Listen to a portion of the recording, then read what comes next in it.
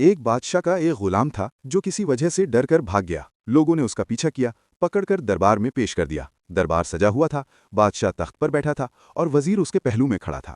وزیر کو اس غلام سے پرانی دشمنی تھی۔ موقع ملتے ہی اس نے کہا، جہاں پناہ، یہ غلام باغی ہے، اسے فوراً قتل کر دیا جائے تاکہ دوسروں کے لیے عبرت ہو۔ غلام نے ہاتھ باندھ کر نہایت ادب سے عرض کیا، حضور کے حکم کے سامنے میرا سر جھکا ہوا ہے، میں آپ کا نمک خوار ہوں، آپ نے مجھے پالا ہے، میں یہ نہیں چاہتا کہ قیامت کے دن آپ پر میرے ناحق قتل کا بوجھ ہو۔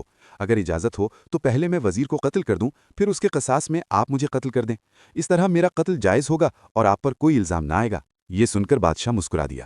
اس نے وزیر کی طرف دیکھا اور پوچھا، اب تمہاری کیا رائے ہے؟ وزیر کے چہرے کا رنگ بدل گیا۔ اس نے فوراً کہا، جہاں پناہ، بہتر یہ ہے کہ خدا کے لیے اور اپنے بزرگوں کی عزت کی خاطر اس غلام کو معاف کر دیا جائے تاکہ یہ مجھے کسی مصیبت میں نہ ڈال دے۔ بادشاہ نے غلام کی حاضر جوابی اور دانائی دیکھ کر اسے آزاد کر دیا۔ وزیر کو بھی اپنی بدنیتی پر شرمندگی ہوئی۔ اخلاقی سبق: جو شخص دوسروں کے لیے گڑھا کھودتا ہے وہ خود بھی اس کے کنارے کھڑا ہوتا ہے۔